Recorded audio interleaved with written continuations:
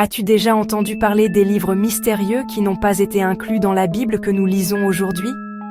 Des écrits qui parlent de visions du ciel, d'anges déchus, de sagesse cachée, et même de paroles attribuées à Jésus? Pourquoi certains de ces livres ont-ils été retirés? Quels secrets contiennent-ils? Et surtout, faut-il leur faire confiance? Aujourd'hui, nous allons plonger dans les mystères cachés des livres exclus de la Bible. Prépare-toi, car ce voyage biblique pourrait changer ta façon de voir l'histoire de la foi.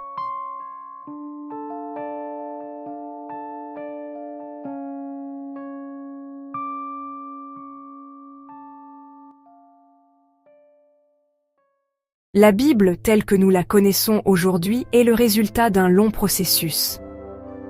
Dès les premiers siècles, les responsables de l'Église devaient discerner quels écrits étaient véritablement inspirés par Dieu.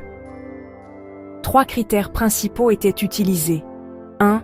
Leur authenticité et leur origine apostolique. 2. Leur usage régulier dans l'Église primitive. 3. Leur cohérence avec la foi chrétienne. Mais tous les livres n'ont pas passé ce test. Certains ont été gardés dans certaines traditions, d'autres rejetés comme apocryphes.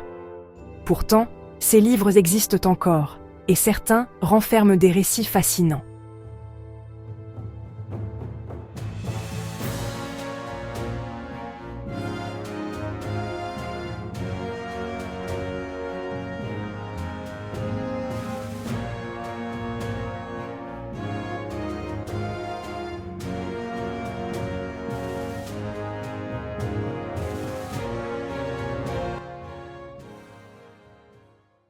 Dans les Bibles catholiques et orthodoxes, on retrouve des livres que les protestants n'ont pas retenus. On les appelle les deutérocanoniques. Quelques exemples: Tobie, une histoire de foi, d'anges et de guérison miraculeuse. Judith, le courage d'une femme qui sauve son peuple. La sagesse de Salomon, des paroles de sagesse profonde sur la vie et la mort. 1 et 2, Maccabée, des récits de révolte, de foi et de persécution. Ces livres ne sont pas fictifs. Ils portent des valeurs de foi, de courage et de persévérance. Mais certains chrétiens les considèrent comme utiles sans les voir comme inspirés au même niveau que la Torah ou les évangiles.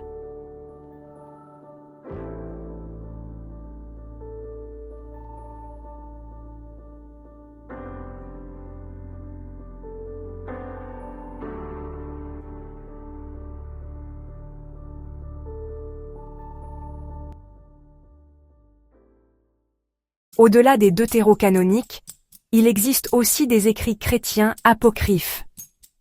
L'Évangile de Thomas, une collection de paroles attribuées à Jésus, certaines ressemblant aux évangiles, d'autres très mystérieuses. L'Évangile de Pierre. Il décrit la crucifixion et la résurrection avec des détails absents des évangiles canoniques. L'Évangile de Marie, un texte qui met en avant Marie-Madeleine, suscitant beaucoup de débats. Le livre d'Hénoch, l'un des plus célèbres, rempli de visions célestes, de récits sur les anges déchus et de prophéties messianiques. Il est même cité dans la Bible, dans l'épître de Jude. Ces écrits fascinent, mais beaucoup contiennent aussi des enseignements étranges, parfois contraires au cœur de l'Évangile. Oui, ces livres cachent des détails fascinants. Certains donnent des aperçus de l'au-delà, des anges ou du combat spirituel. Mais attention, certains contiennent des contradictions. D'autres portent des influences philosophiques étrangères. Et surtout, ils ne conduisent pas toujours à Christ. Il faut retenir ceci. Dieu nous a donné dans la Bible tout ce qui est nécessaire pour connaître le salut. Les autres écrits peuvent nourrir la curiosité, mais ils ne remplacent pas la parole inspirée.